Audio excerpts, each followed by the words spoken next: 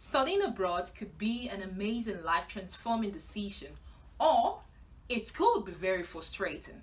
So, if you are thinking about studying abroad, you might want to relax and not be in any hurry because there's some most important fact that you might need to consider.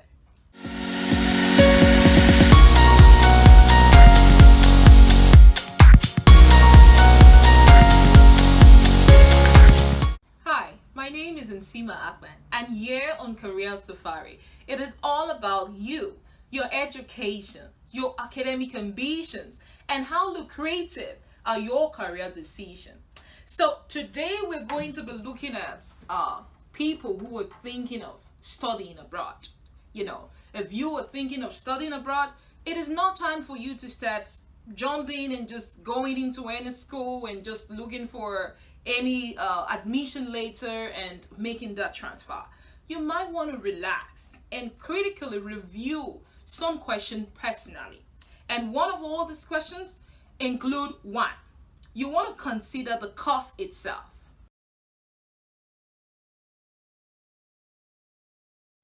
So, talking about the course itself, I pretty much see a lot of students when, the international schools come around to do their trade or their career fair. A lot of people just pull in there and they're moving from one stand to the other, and then they're practically asking this one question: so, what can this school offer? What are the various courses that this school will offer?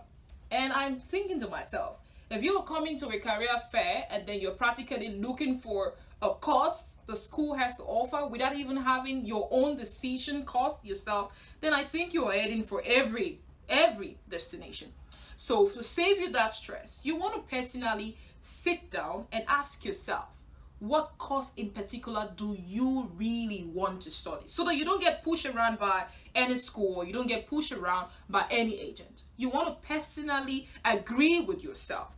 Ask yourself the question, what relevance is it to you, and how lucrative can you get a job after studying that field? And looking at the labor market in general. Also, you want to look at the length, the amount of time you need to study to complete that course. All right, because you don't want to keep studying one thing for a long period of time and then you get boring and it starts to affect your grades. Again, you want to look at the possibility. Does that course have any placement opportunity? Because if, for example, you're going in for an industrial course and you're practically doing all courses theoretically without having a touch on the practical, you can actually graduate without even understanding the skills you can possibly get from that course. So if you are trying to go abroad to study, you want to look at your course critically and make your decision personally. So if you have been able to review that and you are able to get your answer, you have your choice course, the next most important point you want to consider is your grades. You want to consider your current grade. So when I'm speaking about your grades, so say for example you're looking at going forward, getting your master's or your PhD, you want to look at your current master's grade. So first, note that cost is involved here. So if you want to go to get admission in or try to get admission in different school, you need enough money for you to get your transcript, and that your transcripts are of good grades. So a lot of you don't know that depending on your grades, you can easily just go straight for your PhD, or you can start with a master's.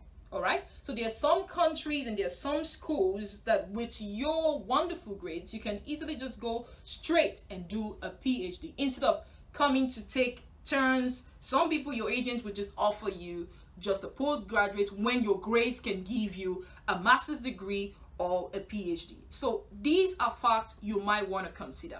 Again, if you are a student, so say for example, you're still trying to get your bachelor's degree, it's time for you to not play with your grades. So if you're thinking of if your grades are not good and you're critically struggling and you're thinking of how to improve your grades, you might want to review my video on the best way to study so that you can have a good presentable transcript to get you to your destination.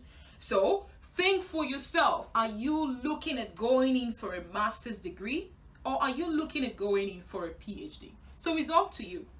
So you might be sitting there and asking yourself, so does that mean that if I have a poor grade, or let's say I have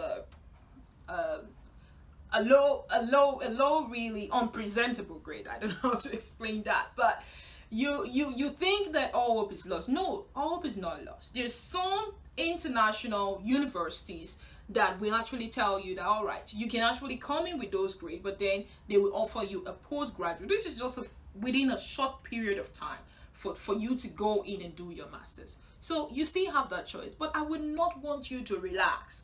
Review your grades, take your grades serious if you think that you want to go further in your education. Not just only going abroad, but if you're studying within, locally in your country. No school will want to accept someone whose grades are not of the requirement. So your good grades can get you either a PhD depending on the school and depending on the location. So if you have not known exactly the course you want to do and what you want to do, if it's a PhD or if it's a master, the third most important thing you need to take your mind to is the cost. How much you need to put in, how much you need to invest in going through your schooling. So I will pause here.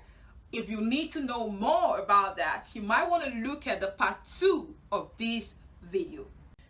So we have analyzed the cost consideration and also critically review what your grades can offer you.